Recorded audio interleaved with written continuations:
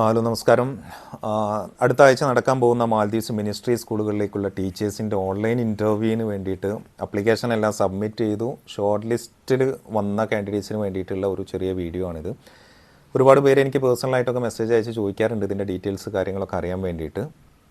അതുപോലെ ഓൾറെഡി നമ്മുടെ ഇൻ്റർവ്യൂ എല്ലാം അറ്റൻഡ് ചെയ്ത ഒരുപാട് പേര് നമ്മുടെ ഗ്രൂപ്പിലുണ്ട്. അവരെ സംബന്ധിച്ച് അറിയാം ഈ ഒരു പ്രോസസ്സ് എങ്ങനെയാണ് നമ്മൾ കണ്ടക്ട് ചെയ്യാറുള്ളത് എന്നുള്ളത്. എന്നാൽ ആദ്യമായിട്ട് അപ്ലിക്കേഷൻ എല്ലാം സബ്മിറ്റ് ചെയ്തു ഇൻ്റർവ്യൂവിന് തയ്യാറെടുക്കുന്ന ഒരുപാട് പുതിയ കാൻഡിഡേറ്റ്സ് ഉണ്ട്. അവരെ സംബന്ധിച്ച് സ്വാഭാവികമായിട്ട് ഒരുപാട് സംശയങ്ങൾ ഉണ്ടാവാം ഈ ഒരു ഇൻ്റർവ്യൂ എങ്ങനെയാണ് നമ്മൾ കണ്ടക്ട് ചെയ്യുന്നത് എന്നതിനെക്കുറിച്ച്. അപ്പോൾ ഞാൻ ഈ വീഡിയോയിൽ ഈ ഒരു ഓൺലൈൻ ഇൻ്റർവ്യൂ നമ്മൾ എങ്ങനെയാണ് സാധാരണ രീതിയിൽ കണ്ടക്ട് ചെയ്യാറുള്ളത് എന്നതിനെക്കുറിച്ച് പറയാൻ വേണ്ടിയിട്ടാണ്. അപ്പോൾ ആദ്യമായിട്ട് ഇൻ്റർവ്യൂവിന് വരുന്നവർ നിർബന്ധമായിട്ടും ഈ ഒരു വീഡിയോ നിങ്ങൾ കാണുക. ഏകദേശം ഒരു ധാരണ നിങ്ങൾക്ക് കിട്ടും.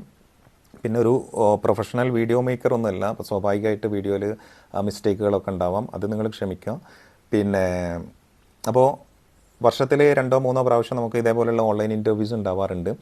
ഓൺലൈൻ ഇൻ്റർവ്യൂ ആണെങ്കിലും വാക്കിംഗ് ഇൻ്റർവ്യൂ ആണെങ്കിലും അവർ അപ്ലിക്കേഷൻ ആദ്യം സ്വീകരിക്കും ഈ ഗൂഗിൾ ഫോം വഴി. അപ്പോൾ ഈ ഗൂഗിൾ ഫോം വഴി സ്വീകരിക്കുന്ന അപ്ലിക്കേഷനിൽ നിന്നാണ് അവർ ഷോർട്ട് ലിസ്റ്റ് ചെയ്യപ്പെടുക. അപ്പോൾ ഇതിൻ്റെ ആദ്യത്തെ ഒരു ടാസ്ക് എന്ന് പറഞ്ഞു കഴിഞ്ഞാൽ ഇതിൽ ഷോർട്ട് ലിസ്റ്റിൽ വരിക എന്നുള്ളതാണ്. കാരണം ഷോർട്ട് ലിസ്റ്റിൽ വന്നവർക്ക് മാത്രമേ ഇൻ്റർവ്യൂ അറ്റൻഡ് ചെയ്യാൻ പറ്റുള്ളൂ. അപ്പോൾ പലരും റിജക്റ്റ് ആയി പോവാറുണ്ട്. പിന്നെ ഈ ഷോർട്ട് ലിസ്റ്റ് എന്ന് പറഞ്ഞാൽ നിങ്ങളെ ക്വാളിഫിക്കേഷനോ അല്ലെങ്കിൽ നിങ്ങളെ ഹയർ എക്സ്പീരിയൻസിൻ്റെ ബേസിലൊന്നുമല്ല. ഇത് ആ ഗൂഗിൾ ഫോം എങ്ങനെയാണോ പ്രോപ്പറായിട്ട് ചെയ്യുന്നത് അവരെ മാത്രമാണ് അവർ ഷോർട്ട് ലിസ്റ്റ് ചെയ്യപ്പെടാറുള്ളത്. ഇപ്പോൾ ഈ പ്രാവശ്യം തന്നെ ഒരുപാട് പേര് പുതിയ BEd ഒക്കെ ചെയ്യുന്ന ഒരുപാട് കാൻഡിഡേറ്റ്സ് ഷോർട്ട് ലിസ്റ്റിൽ വന്നിട്ടുണ്ട്. എന്നാൽ PhDയും MEdും MPhilലും ഒക്കെ ഉള്ള, അതുപോലെ മാൽദീവ്സിലൊക്കെ ഒരുപാട് വർക്ക് ചെയ്ത എക്സ്പീരിയൻസ് ഒക്കെ ഉള്ള ടീച്ചേഴ്സും ഷോർട്ട് ലിസ്റ്റിൽ വന്നിട്ടുമില്ല. അപ്പോൾ നിങ്ങളെ സംബന്ധിച്ച് ആദ്യത്തെ ആ ഒരു സ്റ്റേജ് കഴിഞ്ഞു. ഇനി നെക്സ്റ്റ് ഇൻ്റർവ്യൂ ആണ്. അപ്പോൾ ഈ ഇൻ്റർവ്യൂ എങ്ങനെയാണ് നമ്മൾ കണ്ടക്ട് ചെയ്യാറുള്ളത് എന്നതിനെക്കുറിച്ചാണ് ഞാൻ ഈ വീഡിയോയിൽ പറയാൻ പോകുന്നത്. അപ്പോൾ ഇൻ്റർവ്യൂ ഡേറ്റ് 17-ാം തീയതി മുതലാണ്, ഓഗസ്റ്റ് 17 മുതലാണ് ഇൻ്റർവ്യൂ സ്റ്റാർട്ട് ചെയ്യുന്നത്. 17 മുതൽ 22-ാം തീയതി വരെ ഏകദേശം 6 ദിവസം ഇൻ്റർവ്യൂ ഉണ്ടാവും. പിന്നെ ഇത് ഓൺലൈൻ ഇൻ്റർവ്യൂ ആണ്. അപ്പോൾ ഓൺലൈൻ ഇൻ്റർവ്യൂ ആവുന്ന സമയത്ത് സ്വാഭാവികമായിട്ട് എല്ലാവർക്കും സംശയങ്ങൾ ഉണ്ടാവും, ഇത് നമുക്ക് വീടുകളിൽ നിന്നൊക്കെ അറ്റൻഡ് ചെയ്താൽ പോരെ എന്നുള്ളത്. മിനിസ്ട്രി റൂൾസ് പ്രകാരം കാൻഡിഡേറ്റ്സ് എല്ലാവരും നമ്മൾ ഏജൻസി അറേഞ്ച് ചെയ്യുന്ന സെൻറ്ററിൽ വന്നിട്ട് അറ്റൻഡ് ചെയ്യണം എന്നുള്ളതാണ്. അതിൻ്റെ അടിസ്ഥാനത്തിൽ ഞങ്ങൾ എല്ലാ വർഷവും 2 സെൻറ്റർ ക്രിയേറ്റ് ചെയ്യാറുണ്ട്. ഒന്ന് എറണാകുളം, ഒന്ന് മലപ്പുറവും. അപ്പോൾ നിങ്ങൾക്ക് ഏത് സെൻറ്ററാണോ സൗകര്യപ്രദമായിട്ട് തോന്നുന്നത് അവിടെ വന്നിട്ട് നിങ്ങൾക്ക് ഇൻ്റർവ്യൂ അറ്റൻഡ് ചെയ്യാവുന്നതാണ്. പിന്നെ ഗൂഗിൾ മീറ്റ് വഴിയാണ് ഇൻ്റർവ്യൂ ഉണ്ടാവുക. അപ്പോൾ സെൻറ്ററിൽ ലാപ്ടോപ്പും വൈറ്റ് ബോർഡും മാർക്കറും അതുപോലെ ഹെഡ്സെറ്റ് എല്ലാം അവിടെ അറേഞ്ച്മെൻറ്റ്സ് ഉണ്ടാവും. നിങ്ങൾ വരുന്ന സമയത്ത് നിങ്ങളെ പാസ്പോർട്ട്, അതേപോലെ ഒറിജിനൽ ഡിഗ്രിയുടെ സർട്ടിഫിക്കറ്റും, അതുപോലെ നിങ്ങൾ ഗൂഗിൾ ആ ഫോമിൽ എന്തെല്ലാമാണോ ഒറിജിനൽ അതായത് സബ്മിറ്റ് ചെയ്തത് ആ ഡോക്യുമെൻറ്റ്സിൻ്റെ എല്ലാം ഒറിജിനൽ കൊണ്ടുവരിക. നിർബന്ധമായിട്ടും പാസ്പോർട്ടും ഡിഗ്രിയുടെ ഒറിജിനൽ സർട്ടിഫിക്കറ്റും എടുക്കാൻ മറക്കരുത്. കാരണം അതില്ലാതെ നിങ്ങൾക്ക് ഇൻ്റർവ്യൂ അറ്റൻഡ് ചെയ്യാൻ പറ്റത്തില്ല. അത് പ്രത്യേകം ശ്രദ്ധിക്കുക. പിന്നെ ഇൻ്റർവ്യൂ തുടങ്ങുന്ന സമയത്ത് തന്നെ നിങ്ങളെ പാസ്പോർട്ട് ക്യാമറയിൽ കാണിച്ചു കൊടുക്കണം. എന്നിട്ടാണ് അവർ ഇൻ്റർവ്യൂവിലേക്ക് പ്രവേശിക്കുള്ളൂ. പിന്നെ മൂന്നാമത്തെ കാര്യം, ഇൻ്റർവ്യൂ സമയം ഒരു 9:30 എല്ലാ ദിവസവും ഇൻ്റർവ്യൂ സ്റ്റാർട്ട് ചെയ്യുക. ഞാൻ പറഞ്ഞു ഓൾറെഡി 6 ദിവസം ഇൻ്റർവ്യൂ ഉണ്ട്. ഓരോ ദിവസവും 4 സബ്ജക്റ്റുകൾ 5 സബ്ജക്റ്റുകളൊക്കെ അവർ കണ്ടക്ട് ചെയ്യും. അപ്പോൾ 9:30 സ്റ്റാർട്ട് ചെയ്യുക ഇൻ്റർവ്യൂ. അത് കഴിയുന്നത് വരെ അത് കണ്ടിന്യൂ ചെയ്തുകൊണ്ടേയിരിക്കും. ചില സമയങ്ങളിൽ 6 മണി ആവാറുണ്ട്. മിക്ക ദിവസങ്ങളിൽ 1 മണീൻ്റെ ഉള്ളിലൊക്കെ കംപ്ലീറ്റ് ആവാറുണ്ട്. പിന്നെ ചില ഒഴിവ് ദിവസങ്ങളിൽ, ഉദാഹരണത്തിന് ശനി ഞായർ ദിവസങ്ങളിൽ കൂടുതൽ കാൻഡിഡേറ്റ്സ് ഉണ്ടാവും. അപ്പോൾ ആ സമയങ്ങളിൽ ചില സമയങ്ങളിൽ വൈകാറുണ്ട്. അപ്പോൾ ആ ഒരു രീതിയിൽ പ്രിപ്പയർ ചെയ്ത് വരിക. നിങ്ങൾ 9:30 വന്നിട്ടുണ്ടെങ്കിൽ ഒരുപക്ഷെ നിങ്ങളെ ഇൻ്റർവ്യൂ കണ്ടക്ട് ചെയ്യുന്നത് ഒരുപക്ഷെ 2 മണിക്കായിരിക്കും, അല്ലെങ്കിൽ 12 മണിക്കായിരിക്കും. ചില സമയങ്ങളിൽ പെട്ടെന്ന് കഴിയും. കാരണം ഇൻ്റർവ്യൂ ഒരുപാട് ഏജൻസീസ് അറ്റ് എ ടൈമിൽ ഇങ്ങനെ ഇൻ്റർവ്യൂ കണ്ടക്ട് ചെയ്തുകൊണ്ടേ ഇരിക്കുകയാണ് മിനിസ്ട്രീസ്. അപ്പം ചില സമയങ്ങളിൽ വൈകാറുണ്ട്. അപ്പം ഞാൻ പറഞ്ഞു വരുന്നത്, നിങ്ങൾ വരുന്നതിൻ്റെ അടിസ്ഥാനത്തിലല്ല ഇൻ്റർവ്യൂ ഉണ്ടാവുക, സബ്ജക്റ്റ് വൈസിലാണ്. അപ്പോൾ അത് ആ ഒരു രീതിയിൽ പ്രിപ്പയർ ചെയ്തിട്ട് വേണം നിങ്ങൾ ഇൻ്റർവ്യൂവിന് വരാൻ വേണ്ടിയിട്ട്. പിന്നെ ഓരോ ദിവസവും 4-5 സബ്ജക്റ്റ് ഉണ്ട്. അപ്പോൾ ഏത് ദിവസമാണ് നിങ്ങൾ വരേണ്ടത് എന്നതിനെ കുറിച്ചിട്ട് പലർക്കും സംശയങ്ങൾ ഉണ്ടാവും. സാധാരണ രീതിയിൽ കാൻഡിഡേറ്റ്സിന് ഓപ്റ്റ് ചെയ്യാനുള്ളൊരു ഓപ്ഷനാണ് ഞങ്ങൾ കൊടുക്കാറുള്ളത്. ഈ 6 ദിവസങ്ങളിലും നിങ്ങൾക്ക് ഏത് ദിവസമാണോ നിങ്ങൾക്ക് ഇൻ്റർവ്യൂവിന് വരാൻ കൺവീനിയൻ്റ് ആയിട്ടുള്ളത് ആ ദിവസം നിങ്ങൾക്ക് ഓപ്റ്റ് ചെയ്യാം. പിന്നെ മറ്റൊരു കാര്യം, ഓപ്റ്റ് ചെയ്യുന്ന സമയത്ത് ആ ദിവസം നിങ്ങളെ സബ്ജക്റ്റ് ഉണ്ട് എന്ന് നിങ്ങൾ ഉറപ്പ് വരുത്തണം. അതായത് ഇതിൻ്റെ ഷെഡ്യൂൾ ഞാൻ ഗ്രൂപ്പിലിടും. അപ്പോൾ ഇപ്പം ഉദാഹരണത്തിന് ശനിയാഴ്ച അക്കൗണ്ടൻസി ഉണ്ട്, അതേപോലെ സ്റ്റാറ്റിസ്റ്റിക്സ്, ആർട്ട് ആൻഡ് ഡിസൈനും. പിന്നെ നിങ്ങൾ ഓപ്റ്റ് ചെയ്യുന്ന ദിവസം ഒരു പക്ഷേ വ്യാഴാഴ്ച ആയിരിക്കും, അല്ലെങ്കിൽ നെക്സ്റ്റ് വെനസ്ഡേ ആയിരിക്കും. ആ വെനസ്ഡേയിലെ ഷെഡ്യൂൾ നോക്കിയിട്ട് വേണം നിങ്ങളത് ഓപ്റ്റ് ചെയ്യാൻ, ആ ദിവസം നിങ്ങളെ സബ്ജക്റ്റ് ഇൻ്റർവ്യൂ ചെയ്യുന്നുണ്ടോ ഇല്ലേ എന്നുള്ളത്. അല്ലെങ്കിൽ ആ ദിവസം നിങ്ങളെ സബ്ജക്റ്റ് ഇല്ല എന്നുണ്ടെങ്കിൽ നിങ്ങൾ ആ സെൻറ്ററിൽ വന്നിട്ട് കാര്യമില്ല, നിങ്ങൾക്ക് ഇൻ്റർവ്യൂ അറ്റൻഡ് ചെയ്യാൻ പറ്റില്ല. അപ്പോൾ ആ കാര്യം പ്രത്യേകം ശ്രദ്ധിക്കാം. പിന്നെ ഞാൻ പറഞ്ഞു ഇൻ്റർവ്യൂവിന് വരുന്ന സമയത്ത് കൊണ്ടുവരേണ്ട ഡോക്യുമെൻറ്റ്സ് ഡിഗ്രിയുടെ സർട്ടിഫിക്കറ്റും അതേപോലെ പാസ്പോർട്ടും. ഇതില്ലാതെ ഇൻ്റർവ്യൂ അറ്റൻഡ് ചെയ്യാൻ സാധിക്കില്ല. പിന്നെ അതേപോലെ ഷോർട്ട് ലിസ്റ്റിൽ നിങ്ങളെ പേരുണ്ടെന്ന് ഉറപ്പ് വരുത്തണം. പേരില്ലാത്തവർക്കും സെൻറ്ററിൽ വന്നിട്ട് കാര്യമില്ല, അവർക്ക് ഇൻ്റർവ്യൂ അറ്റൻഡ് ചെയ്യാൻ പറ്റില്ല. അപ്പോൾ ഇങ്ങനെയാണ് ഇൻ്റർവ്യൂ ഉണ്ടാവാറ്. അപ്പോൾ നിങ്ങൾ സെൻറ്ററിൽ വരുന്നു, സെൻറ്ററിൽ നിങ്ങളെ പേര് വിളിക്കുന്ന സമയത്ത് ലാപ്ടോപ്പിൻ്റെ മുന്നിൽ പോയിരിക്കുന്നു. ഇരുന്ന് കഴിഞ്ഞാൽ പറയുന്ന സമയത്ത് ആ ഗൂഗിൾ മീറ്റ് വഴിയാണ് ഇൻ്റർവ്യൂ. അപ്പോൾ ഒരു ഗൂഗിൾ ലിങ്ക് അവിടെ ഉണ്ടാവും, അതിൽ ക്ലിക്ക് ചെയ്യുന്നു, നിങ്ങൾ ഇൻ്റർവ്യൂവിലേക്ക് പ്രവേശിക്കുന്നു. പിന്നെ ഇൻ്റർവ്യൂയുടെ ഒരു രീതിയെക്കുറിച്ച് പറയുകയാണെങ്കിൽ 3 പേരാണ് ഇൻ്റർവ്യൂ പാനലിൽ ഉണ്ടാവുക. ഓരോരുത്തരും ഓരോ രീതിയിലുള്ള ക്വസ്റ്റ്യൻസ് ആയിരിക്കാം ചോദിക്കുക. ആദ്യത്തെ ആൾ ഒരു പക്ഷേ ഇൻട്രൊഡക്ഷൻ ചോദിക്കാം, രണ്ടാമത്തെ ആൾ സബ്ജക്റ്റിന് റിലേറ്റഡ് ആയിട്ടുള്ള ക്വസ്റ്റ്യൻസ്, മൂന്നാമത്തെ ആൾ ജനറൽ ആയിട്ടുള്ള കുറേ ക്വസ്റ്റ്യൻസ് ചോദിക്കും. അപ്പോൾ നിങ്ങൾ നിർബന്ധമായിട്ടും ഈ സിലബസ് നിങ്ങൾ നന്നായിട്ട് ഒരു ഫെമിലിയാരിറ്റി വരുത്തുക. അതായത് ഒട്ടുമിക്ക സിലബസും ഞാൻ ഷെയർ ചെയ്ത് തന്നിട്ടുണ്ട്. പിന്നെ സിലബസ് ഇല്ലാത്തത് സ്പെഷ്യൽ എഡ്യൂക്കേഷനും അതേപോലെ സൈക്കോളജിയും ഒക്കെയാണ്. സൈക്കോളജി ആദ്യമായിട്ടാണ് അവർ ഇൻ്റർവ്യൂ കണ്ടക്ട് ചെയ്യുന്നത്. അപ്പോൾ ജനറൽ ആയിട്ടുള്ള ക്വസ്റ്റ്യൻസ് നിങ്ങൾക്ക് എക്സ്പെക്റ്റ് ചെയ്യാം. പിന്നെ അതേപോലെ തന്നെയാണ് സ്പെഷ്യൽ എഡ്യൂക്കേഷനും. ബാക്കി എല്ലാ സിലബസും അതിൻ്റെ ഡീറ്റെയിൽസും ഞാൻ ഷെയർ ചെയ്തിട്ടുണ്ട്. അപ്പോൾ അത് നന്നായിട്ട് നോക്കുക, അതിൽ നിന്നാണ് ഏറ്റവും കൂടുതൽ ക്വസ്റ്റ്യൻസ് ചോദിക്കുക. അതേപോലെ നിങ്ങൾ ഒരു സെൽഫ് ഇൻട്രഡക്ഷൻ നിങ്ങൾ പ്രിപ്പയർ ചെയ്യുക. ഒരു പക്ഷേ സെൽഫ് ഇൻട്രഡക്ഷൻ അവർ ചോദിക്കില്ല, ചോദിച്ചു കഴിഞ്ഞാൽ നിങ്ങൾക്കത് ആ രീതിയിൽ പറയാൻ പറ്റും.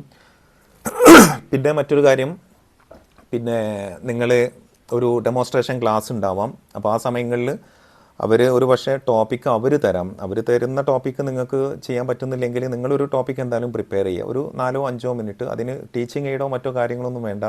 ഒരു ടോപ്പിക്ക് അവർ തരും, ആ ഒരു ടോപ്പിക്ക് നിങ്ങൾ എങ്ങനെയാണ് ക്ലാസ് എടുക്കുക അല്ലെങ്കിൽ കുട്ടികളെ ടീച്ച് ചെയ്യുക എന്നറിയാൻ വേണ്ടിയിട്ടാണ് അത്തരത്തിലുള്ള ക്വസ്റ്റ്യൻ ചോദിക്കുന്നത്.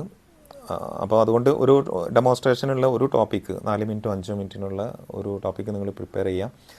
അതുപോലെ തന്നെ പിന്നെ മൂന്നാമതൊരാൾ നിങ്ങളുടെ അടുത്ത് ചോദിക്കുന്നത് ജനറൽ ആയിട്ടുള്ള ഒരുപാട് ക്വസ്റ്റ്യൻസ് ചോദിക്കാം. അതായത് കുട്ടികളെ സൈക്കോളജിയൊക്കെ ബന്ധപ്പെട്ട് അല്ലെങ്കിൽ ഒരു സിറ്റുവേഷനൊക്കെ തരും. ഇപ്പോൾ ക്ലാസ് റൂമിൽ 2 കുട്ടികൾ ഫൈറ്റ് ചെയ്യുന്നു.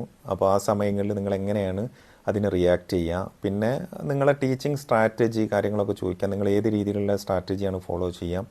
അപ്പോൾ കുട്ടികൾ ഡിസിപ്ലിൻ ഇല്ലാത്ത ക്ലാസ് റൂമിൽ നിങ്ങൾ എങ്ങനെയാണ് ഇൻട്രസ്റ്റിംഗ് ആയിട്ട് ക്ലാസ് എടുക്കുക, അല്ലെങ്കിൽ ഡിസിപ്ലിൻ ഇല്ലാത്ത കുട്ടികളെ നിങ്ങൾ ഏത് രീതിയിലാണ് മാനേജ് ചെയ്യുക, അതുപോലെയുള്ള ഒരുപാട് ക്വസ്റ്റ്യൻസ് ചോദിക്കാം. അപ്പോൾ അതിനൊക്കെ നിങ്ങളുടേതായിട്ടുള്ള രീതിയിൽ, അതായത് എല്ലാ ആൻസറിനും ഒരു പോസിറ്റീവായിട്ടുള്ള രീതിയിലുള്ള ആൻസർ പറയാൻ വേണ്ടി ശ്രമിക്കുക. ഒരിക്കലും നെഗറ്റീവായിട്ടുള്ള കാര്യങ്ങളൊന്നും നിങ്ങൾ പറയരുത്. അതേപോലെ പിന്നെ സബ്ജക്റ്റിനുള്ള ക്വസ്റ്റ്യൻസ് അവർ ചോദിക്കാം. സബ്ജക്റ്റിനുള്ള ക്വസ്റ്റ്യൻസ് അവർ ചോദിക്കുമ്പം വളരെ സ്പീഡായിട്ടാണ് അവർ ചോദിക്കുക. ഇപ്പോൾ ഉദാഹരണത്തിന് ഇപ്പം എക്കണോമിക്സിൻ്റെതായി ചോദിക്കുകയാണെങ്കിൽ വാട്ട് ഈസ് ഇൻഫ്ലേഷൻ, ആ ആൻസർ നിങ്ങൾ പറയുന്നതിൻ്റെ മുന്നേ തന്നെ അവർ what is opportunity cost, what is international trade, അങ്ങനെ 1 ബൈ 1 ആയിട്ട് ഇങ്ങനെ ചോദിച്ചുകൊണ്ടേയിരിക്കും. അപ്പോൾ അതേ രീതിയിൽ തന്നെ നിങ്ങളും ആൻസർ പറയുക. പറയുന്നത് വളരെ ഫ്ലുവൻ്റ് ആയിട്ട് കോൺഫിഡൻ്റ് ആയിട്ട് പറയുക. കിട്ടാത്തതുണ്ടെങ്കിൽ അറിയില്ല എന്ന് തന്നെ പറയുക. പിന്നെ നിങ്ങളെ ടെക്നോളജിക്കലി നിങ്ങളെ അറിവ് ചെക്ക് ചെയ്യാൻ വേണ്ടിയിട്ട് നിങ്ങളെ കുറച്ച് ക്വസ്റ്റ്യൻസൊക്കെ ചോദിക്കാം. അതായത് ഏതെല്ലാം ഈ ഗൂഗിൾ മീറ്റ്, അതേപോലെ ഗൂഗിൾ ക്ലാസ് റൂം, സ്പ്രെഡ്ഷീറ്റ്, അതുപോലെയുള്ള കാര്യങ്ങളൊക്കെ അവർ ചോദിക്കാം. ഏതെല്ലാം ഗൂഗിൾ ടൂൾസുകൾ നമുക്ക് ക്ലാസ് റൂമിൽ യൂസ് ചെയ്യാം, അതേപോലെ അത്തരത്തിലുള്ള ക്വസ്റ്റ്യൻസുകളൊക്കെ ചോദിക്കാറുണ്ട്. പിന്നെ ഞാൻ പറഞ്ഞതുപോലെ സൈക്കോളജിക്കലായിട്ടുള്ള ചോദ്യങ്ങൾ അവർ ചോദിക്കാറുണ്ട്. പിന്നെ ഡെമോൺസ്ട്രേഷൻ പറയുന്ന സമയത്ത് വൈറ്റ് ബോർഡ്, ഇപ്പം സ്റ്റാറ്റിസ്റ്റിക്സ് ഒക്കെ ഒരു പക്ഷേ പ്രോബ്ലം സോൾവ് ചെയ്യാൻ പറയും, അല്ലെങ്കിൽ ആർട്ട് ആൻഡ് ഡിസൈനൊക്കെ എന്തെങ്കിലും ചിത്രം വരയ്ക്കാനൊക്കെ ബോർഡിൽ പറയാറുണ്ട്. അപ്പോൾ ആ സമയത്ത് ബോർഡ് യൂസ് ചെയ്തുകൊണ്ട് നിങ്ങൾ അത് ഡെമോൺസ്ട്രേറ്റ് ചെയ്യുക. പിന്നെ ഡെമോൺസ്ട്രേഷൻ ക്ലാസ് എടുക്കുന്ന സമയത്ത് കഴിഞ്ഞ ഇൻ്റർവ്യൂവിലൊക്കെ ശ്രദ്ധയിൽപ്പെട്ടത്, ഇപ്പം അവർ 3 പേരുണ്ടാവും എന്ന് ഞാൻ പറഞ്ഞു. ഇപ്പം പിന്നെ ക്ലാസ് എടുക്കുന്ന സമയത്ത് ഒരു പക്ഷേ അവർ ഭയങ്കരമായിട്ട് സൗണ്ട് ഉണ്ടാക്കുക, കഴിഞ്ഞ പ്രാവശ്യം ശ്രദ്ധയിൽപ്പെട്ടിട്ടുള്ളതാണ്. ഭയങ്കരമായിട്ട് അവർ ഒച്ച വെക്കുന്നു. അപ്പോൾ നിങ്ങൾ ശ്രദ്ധിക്കാനുള്ളത്, നിങ്ങൾ ക്ലാസ് എടുക്കുന്ന സമയത്ത് മുന്നിലിരിക്കുന്ന ഈ ഇൻ്റർവ്യൂ പാനലിനെ നിങ്ങളൊരു ക്ലാസ് റൂമായിട്ട് കൺസിഡർ ചെയ്യുക. അപ്പോൾ അവരും ക്ലാസ്സിലെ സ്റ്റുഡൻസ് ആയിട്ടാണ് അവർ ആക്ട് ചെയ്യുക. അപ്പോൾ പല സമയങ്ങളിൽ അവർ ചിലപ്പം ഭയങ്കരമായിട്ട് സൗണ്ട് വെക്കും.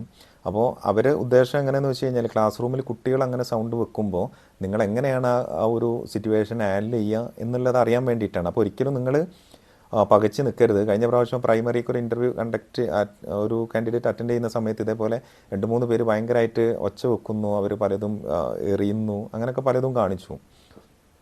അപ്പോൾ അവരുടെ ഉദ്ദേശം ഇത് ചെക്ക് ചെയ്യാൻ വേണ്ടിയിട്ടാണ്.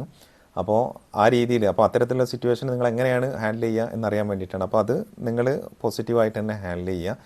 പിന്നെ വളരെ നോർമലായിട്ടുള്ള ഇൻ്റർവ്യൂ ആണ് ഉണ്ടാവാറ്. അത്രമാത്രം എന്താ പറയുക, പിന്നെ ഭയങ്കര പിന്നെ ബുദ്ധിമുട്ടുള്ള ക്വസ്റ്റ്യൻസോ കാര്യങ്ങളൊന്നുമല്ല. പിന്നെ അതേപോലെ ശ്രദ്ധിക്കാനുള്ളത്, നിങ്ങളെ ഈ ഇൻ്റർവ്യൂവിലെ പെർഫോമൻസ് മാത്രമാണ് ഇൻ്റർവ്യൂവിൽ സെലക്ട് ആവാനുള്ള ക്രൈറ്റീരിയ. ഇതിലും നിങ്ങളെ എന്താ പറയുക, നിങ്ങളെ ക്വാളിഫിക്കേഷനോ അല്ലെങ്കിൽ എക്സ്പീരിയൻസോ ഒന്നും ഒരു ക്രൈറ്റീരിയ അല്ല. പിന്നെ അവർ ഇൻ്റർവ്യൂവിൽ ഒരു എക്സ്പീരിയൻസോ കാര്യങ്ങളോ ഉണ്ടോ എന്ന് ചോദിച്ചു കഴിഞ്ഞാൽ എക്സ്പീരിയൻസ് ഇല്ല എന്ന് നിങ്ങൾ ആരും പറയണ്ട. ജസ്റ്റ് നിങ്ങൾ പാർട്ട് ടൈമായിട്ടോ അങ്ങനെയൊക്കെ വർക്ക് ചെയ്യുന്ന ആൾക്കാരാണ് എന്നുള്ള രീതിയിൽ തന്നെ സംസാരിക്കാം. അപ്പോൾ ഇൻ്റർവ്യൂവിലെ ഈ ഒരു ഒറ്റ പെർഫോമൻസിൻ്റെ അടിസ്ഥാനത്തിലാണ് സെലക്ട് ചെയ്യാറുള്ളത്. പിന്നെ പിന്നെ ഇൻ്റർവ്യൂവിൽ സെലക്ട് ആയി കഴിഞ്ഞാൽ പിന്നെ മറ്റൊരു ഇൻ്റർവ്യൂസോ കാര്യങ്ങളൊന്നുമില്ല. പിന്നെ അവർ റിക്വയർമെൻറ്റ്സിനനുസരിച്ച് വിസ ഇഷ്യൂ ചെയ്യും. ആ ഒരു സമയങ്ങളിൽ നിങ്ങൾക്ക് ട്രാവൽ ചെയ്യുക എന്നുള്ളതാണ്. അപ്പോൾ ഇതാണ് ഇൻ്റർവ്യൂ ഡീറ്റെയിൽ. പിന്നെ ഡ്രസ് കോഡ് നിങ്ങൾക്ക് മാന്യമായിട്ടുള്ള ഏത് ഡ്രസ്സും നിങ്ങൾക്ക് യൂസ് ചെയ്യാം. അതിനൊന്നും റെസ്ട്രിക്ഷൻസോ കാര്യങ്ങളൊന്നുമില്ല. പിന്നെ ഇൻ്റർവ്യൂവിൽ നല്ല രീതിയിൽ പ്രിപ്പയർ ചെയ്യുക എന്നുള്ളതാണ്. ഇനി വളരെ കുറഞ്ഞ ദിവസമേ ഉള്ളൂ.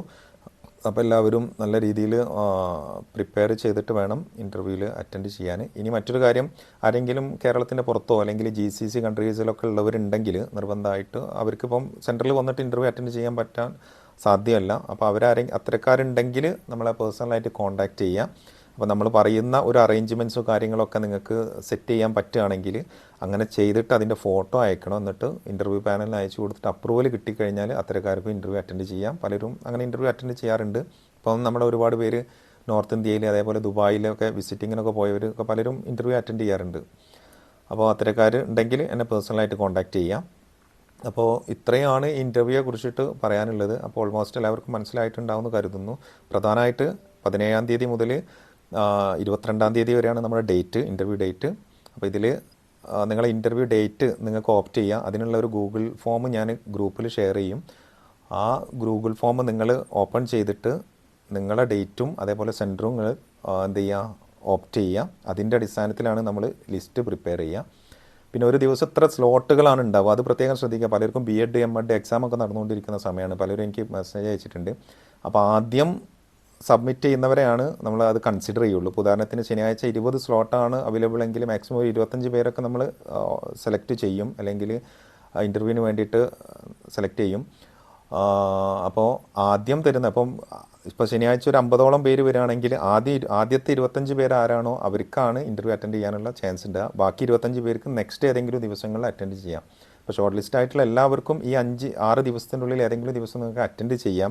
പക്ഷേ നിങ്ങളെ കൺവീനിയൻ്റ് ആയിട്ടുള്ള ഡേറ്റ് നിങ്ങൾ ഓപ്റ്റ് ചെയ്യുന്ന സമയത്ത് ഒരു പക്ഷേ എന്താ പറയുക, കൂടുതൽ കാൻഡിഡേറ്റ്സ് ഉണ്ടെങ്കിൽ അടുത്ത ദിവസങ്ങളിലേക്ക് നിങ്ങൾ ഓപ്റ്റ് ചെയ്യേണ്ടി വരും. അപ്പോൾ ഓരോ ദിവസത്തെ ലിസ്റ്റ് നമ്മൾ ഗ്രൂപ്പിൽ ഷെയർ ചെയ്യും.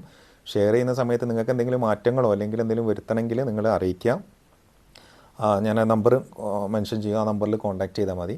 അപ്പോൾ ഇത്രയൊക്കെയാണ് ഈ ഇൻ്റർവ്യൂയെ കുറിച്ചിട്ട് പറയാനുള്ളത്. ബാക്കി കാര്യങ്ങളൊക്കെ ഞാൻ വാട്സപ്പ് ഗ്രൂപ്പിലൊക്കെ അറിയിക്കാം, കൂടുതൽ ഡീറ്റെയിൽസ് കാര്യങ്ങളൊക്കെ. അപ്പോൾ ഓക്കെ, താങ്ക് യു.